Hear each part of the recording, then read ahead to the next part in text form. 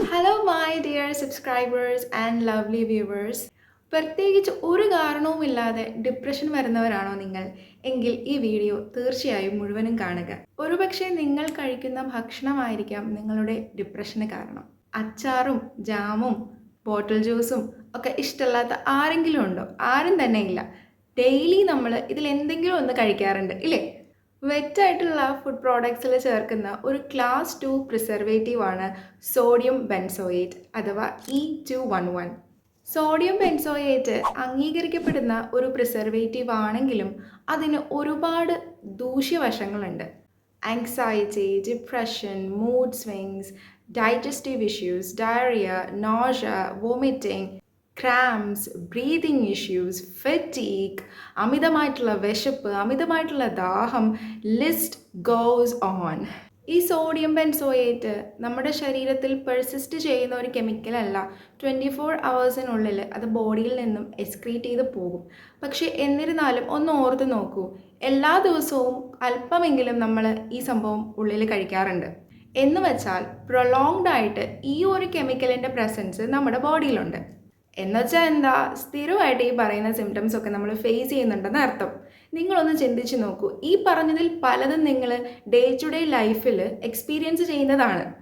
ഞാനും ഇതുപോലെ symptoms face ചെയ്തിരുന്നു. ഞാനൊരു +1 +2 കാലഘട്ടങ്ങളിൽ ഭയങ്കരമായിട്ടുള്ള തളർച്ച ഫേസ് ചെയ്തിരുന്നു. ആർക്കും ഒരു ഡോക്ടേഴ്സിനും അതിൻ്റെ ഒരു ഉത്തരം കണ്ടെത്താൻ കഴിഞ്ഞില്ല. അപ്പോൾ അതിനുശേഷമാണ് ഇതിൻ്റെയൊക്കെ ഒരു സത്യാവസ്ഥ അന്വേഷിച്ച് ഞാൻ ഇറങ്ങിയത്. അതിപ്പോൾ ഞാൻ നിങ്ങളിലേക്കും പകർന്നു തരാണ്.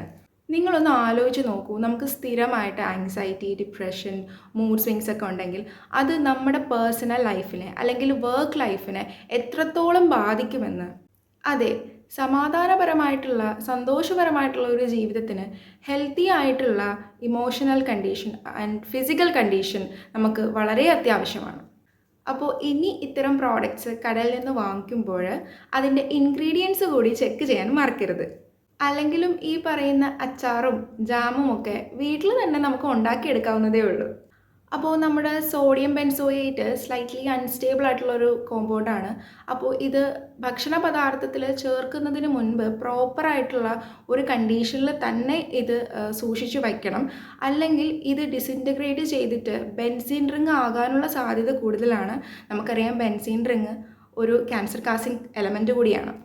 അപ്പോൾ ഇത് യൂസ് ചെയ്യുന്നവർ ഇതിൻ്റെ പ്രോപ്പർ സ്റ്റോറിങ് ഗൈഡൻസ് ഫോളോ ചെയ്യുന്നതായിരിക്കും. എന്നിരുന്നാലും ഈ ഒരു കമ്പോണൻറ്റ് അടങ്ങിയ ഭക്ഷണ പദാർത്ഥങ്ങൾ നമ്മൾ അവോയ്ഡ് ചെയ്യുന്നതായിരിക്കും നല്ലത്. ഇത് കുഞ്ഞു കുട്ടികളിൽ ഹൈപ്പർ ആക്ടിവിറ്റിക്കും കൂടി കാരണമാകുന്നുണ്ട്. അപ്പോൾ എൻ്റെ വീഡിയോ ഇഷ്ടപ്പെട്ടിട്ടുണ്ടെങ്കിൽ തീർച്ചയായിട്ടും ലൈക്ക് ചെയ്യുക. ഇനിയും ഇതുപോലുള്ള ഇൻഫോർമേറ്റീവ് വീഡിയോസ് കാണാൻ വേണ്ടി സബ്സ്ക്രൈബും കൂടെ ചെയ്യുക. Okay, by.